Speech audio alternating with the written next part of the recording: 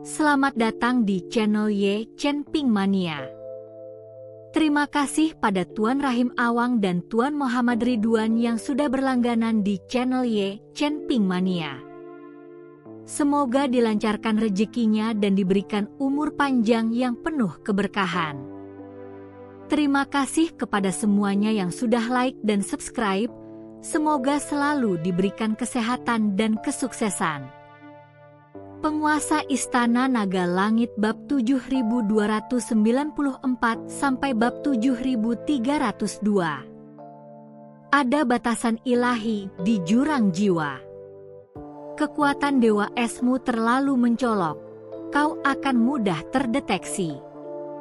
Kekuatan kekacauanku dapat menyembunyikan auraku, sehingga sangat cocok untuk hal semacam ini. Jiang Xuelan terdiam sejenak, lalu mengangguk. Hati-hati. Chen Ping tersenyum, berbalik, dan terbang menuju jurang jiwa. Dua tim kultivator ilahi menjaga pintu masuk jurang jiwa. Tingkat kultivasi mereka berkisar dari peringkat kedua hingga ketiga dewa sejati. Mereka mengenakan baju besi emas, memegang tombak, dan berdiri tegak. Sebuah penghalang cahaya emas juga dipasang di pintu masuk, batasan cahaya suci aula penghakiman. Setiap masuk tanpa izin akan memicu alarm. Chen Ping tidak masuk melalui pintu masuk. Dia berputar ke sisi lain ngarai dan menuruni tebing. Tebing di sini curam seolah-olah dipotong dengan pisau. Dinding batunya ditutupi lumut dan tanaman merambat, licin dan sulit dilalui. Namun, kekuatan kacau Chen Ping mengalir di seluruh tubuhnya, sepenuhnya menyembunyikan auranya. Seperti cicak, ia diam-diam merayap menuruni tebing. Kabut semakin tebal, jarak pandang berkurang. Chen Ping memperluas indera ilahinya, merasakan sekitarnya. Ia dapat merasakan bahwa banyak batasan telah dipasang di dalam ngarai, bersifat ofensif, menjebak, dan berbasis alarm. Setiap batasan cukup untuk menyebabkan penderitaan luar biasa bagi kultivator dewa sejati. Namun, kekuatan kacau Chen Ping melawan semua kekuatan tersebut. Ia memusatkan kekuatan kacaunya di ujung jarinya, dengan lembut menyentuh tepi batasan, membongkarnya sedikit demi sedikit. Tanpa suara, tanpa cahaya, batasan-batasan itu runtuh di hadapannya seperti istana pasir. Lapisan batasan pertama adalah batasan alarm. Setelah dipicu, semua penjaga jurang jiwa akan mengetahui adanya penyusupan. Kekuatan kacau Chen Ping bertindak seperti gunting tak terlihat, memutus benang energi spiritual dari batasan tersebut satu persatu. Lampu pembatas itu berkedip beberapa kali, lalu redup, dan akhirnya mati total. Lapisan pembatas kedua adalah pembatas jebakan. Setelah terpicu, orang yang terjebak akan terkurung dalam penjara cahaya keemasan, tidak dapat bergerak sedikit pun. Chen Ping tidak memicunya. Sebaliknya, dia menggunakan kekuatan kekacauannya untuk membuka celah kecil di pembatas, dan seperti memasukkan benang ke dalam jarum, diam-diam menyelinap melewatinya. Lapisan ketiga, lapisan keempat, lapisan kelima. Butuh waktu sekitar 1 jam baginya untuk akhirnya melewati semua pembatas dan mencapai dasar lembah. Kabut tebal di dasar lembah sebenarnya lebih tipis daripada di atas. Dia dapat melihat berbagai ramuan spiritual tumbuh di tanah, rumput api merah tua, teratai hati es biru, jamur awan ungu-ungu, dan janggut naga emas-emas, memancarkan cahaya samar di dalam kabut.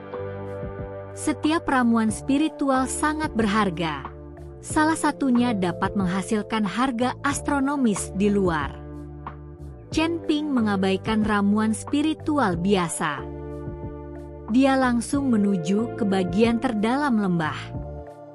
Rumput pengumpul jiwa tumbuh di dasar jurang jiwa, dekat dinding batu besar.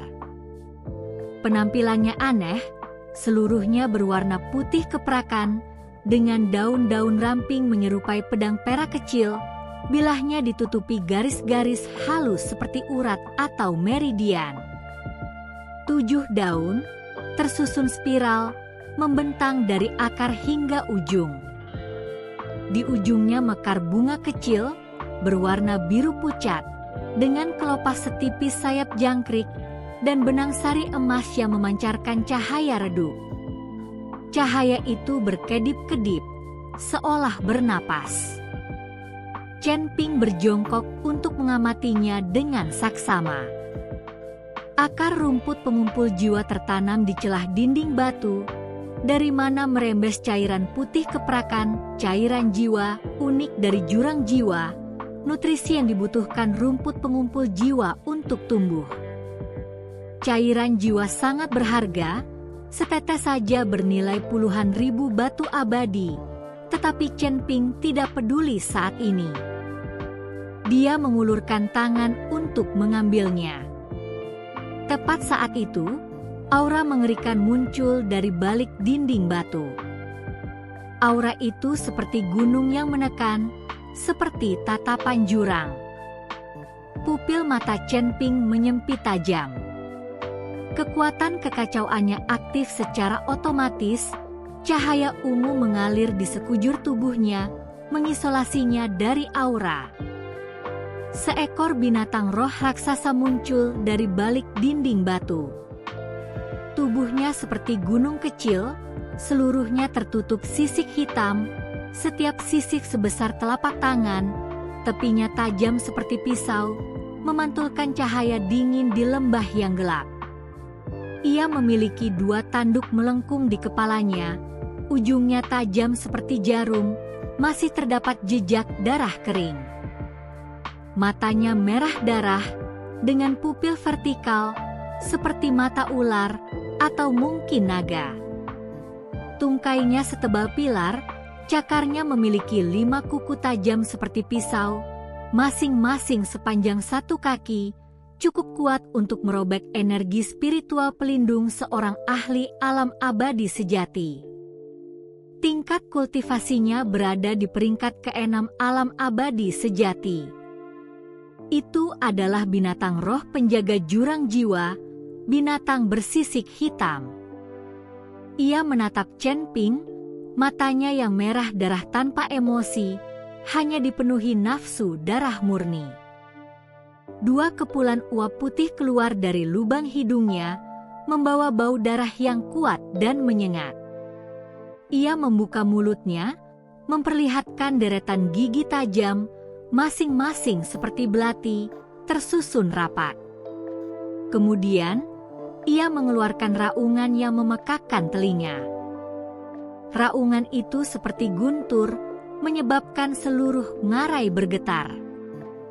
Batu-batu berguncang dari dinding tebing, kabut tebal terkoyak oleh gelombang suara, dan rumput spiritual di tanah tertiup angin kencang. Raungan itu mengandung serangan pencarian jiwa, berubah menjadi riak tak terlihat yang melonjak menuju lautan kesadaran Chen Ping. Di tempat riak itu lewat, udara terdistorsi, bahkan cahaya pun terbiaskan. Di dalam lautan kesadaran Chen Ping, kitab suci emas Luo Agung sedikit bergetar. Cahaya keemasan melonjak dari kitab suci emas Luo Agung, menyapu seluruh lautan kesadarannya seperti gelombang pasang.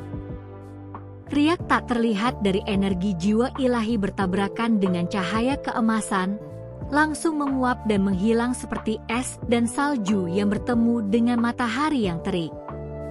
Chen Ping bahkan tidak berkedip. Jejak kegelisahan terlintas di mata binatang bersisik hitam. Ia merasakan sesuatu yang menakutkan di dalam lautan kesadaran manusia ini.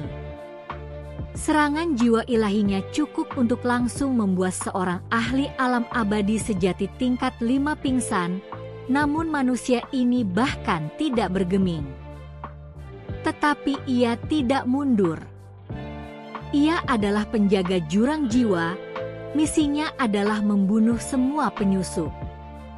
Selama ribuan tahun, ia telah membunuh banyak kultivator yang memasuki jurang jiwa, manusia, iblis, manusia binatang, dan monster.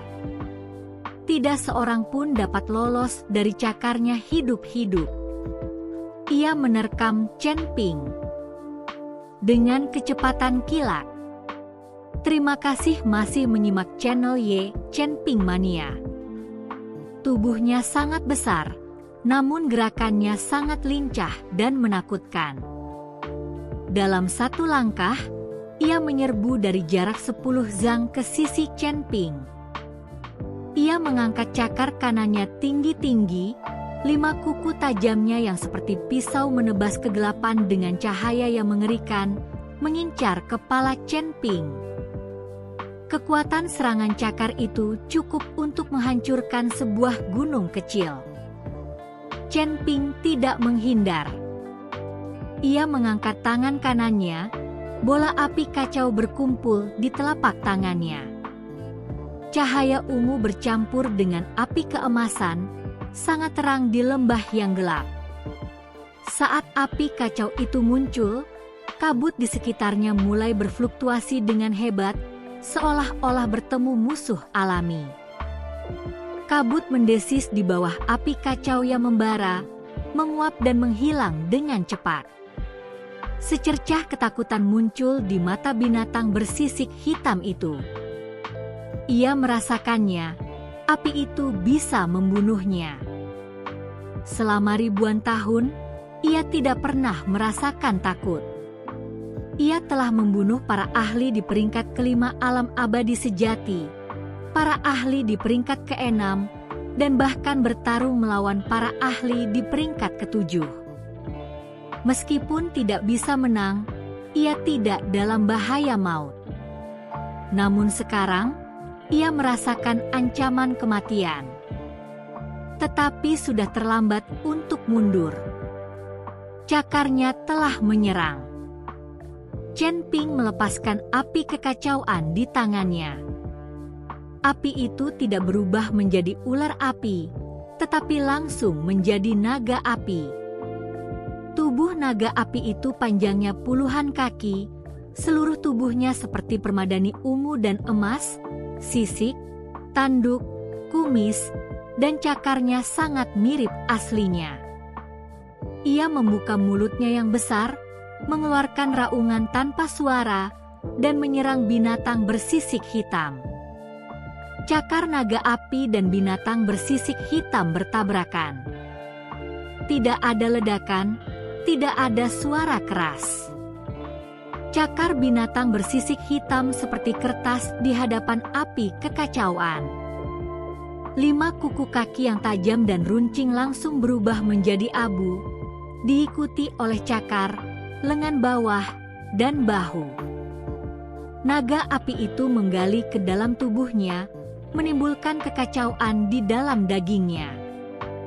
Sisik hitam terkelupas satu persatu, setiap bagian terbakar di udara dan berubah menjadi abu.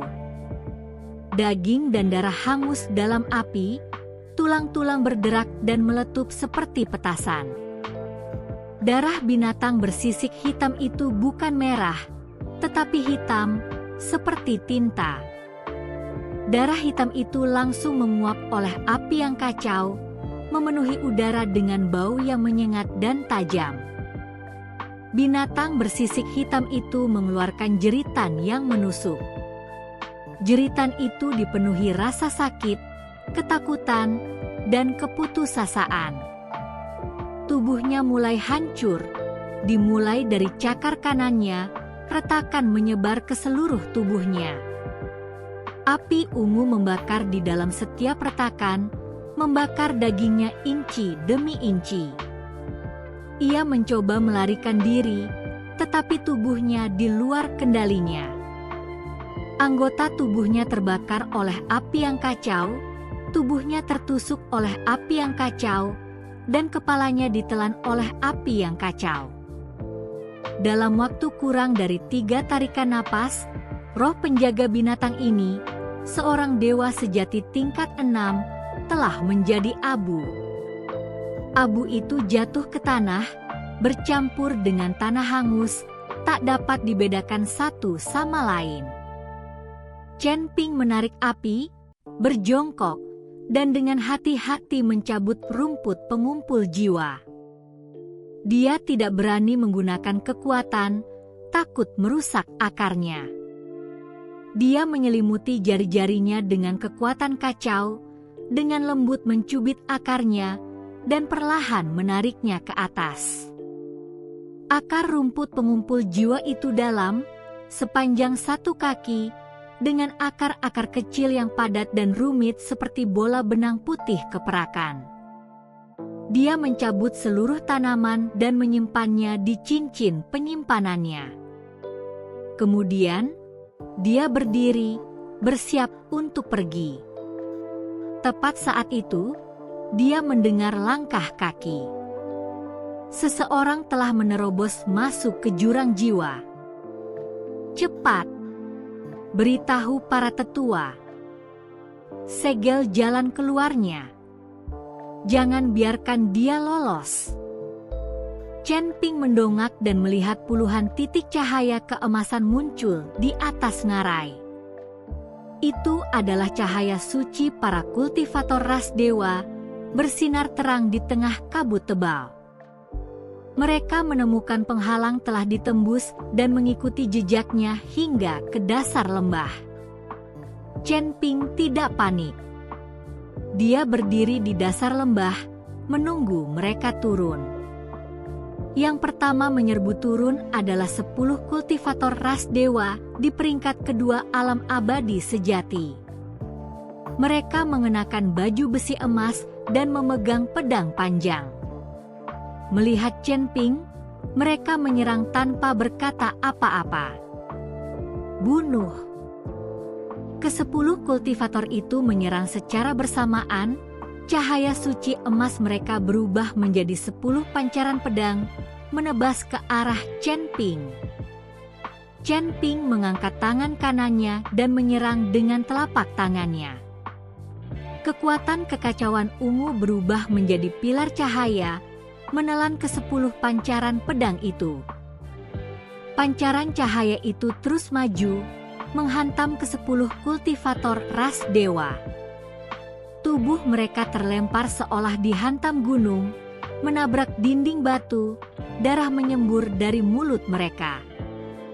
2 orang langsung kehilangan kesadaran, sementara 8 orang lainnya berjuang untuk berdiri, mata mereka dipenuhi teror. Gelombang penyerang kedua terdiri dari 20 kultivator ras dewa di peringkat ketiga alam abadi sejati. Mereka lebih kuat dari gelombang pertama, dan koordinasi mereka jauh lebih unggul. Alih-alih menyerang langsung ke arahnya, mereka terpecah menjadi 4 kelompok, menyerang secara bersamaan dari 4 arah. Cahaya suci emas berubah menjadi bilah cahaya yang tak terhitung jumlahnya, menghujani Chen Ping seperti badai. Chen Ping mengangkat tangannya, memadatkan api kacau di telapak tangannya. Dia mendorong api itu keluar, dan cincin api ungu menyebar dari dirinya.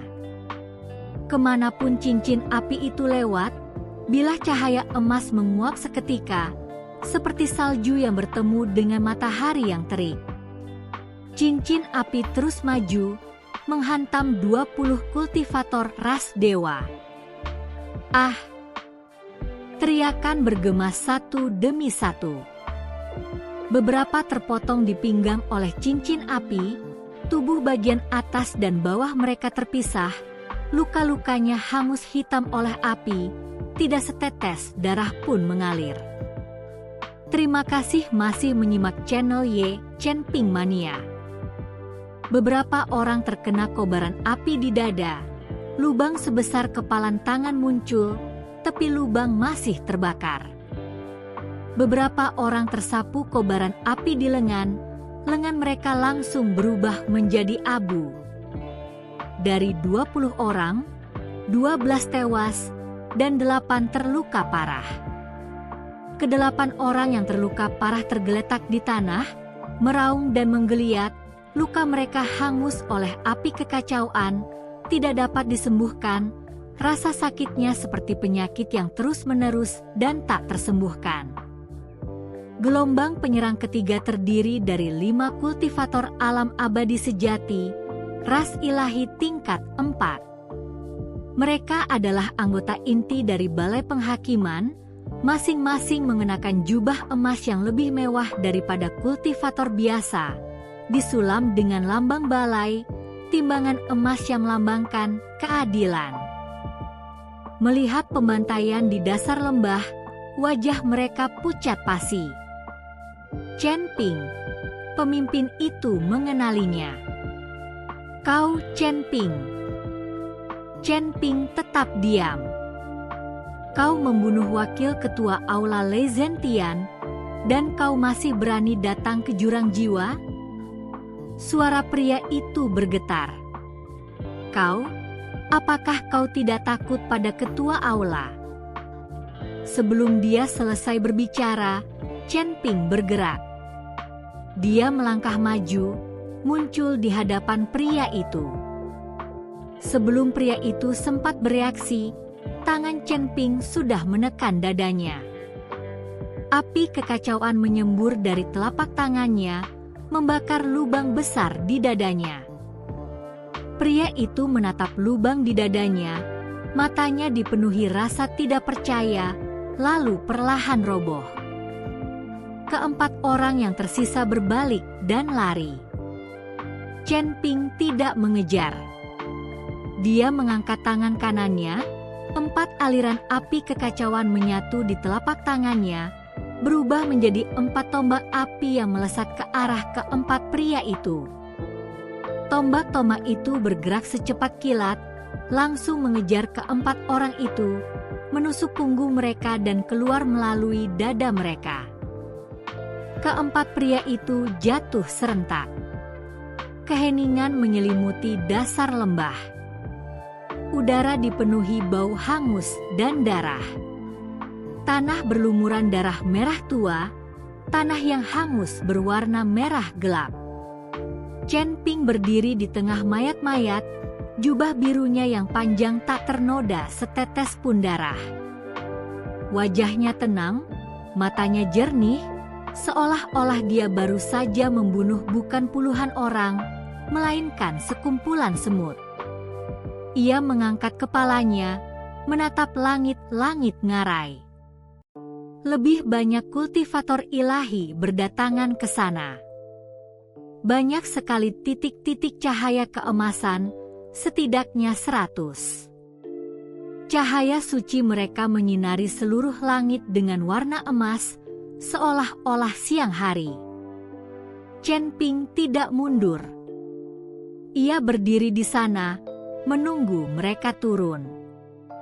Ratusan kultivator ras ilahi bergegas turun dari dasar lembah.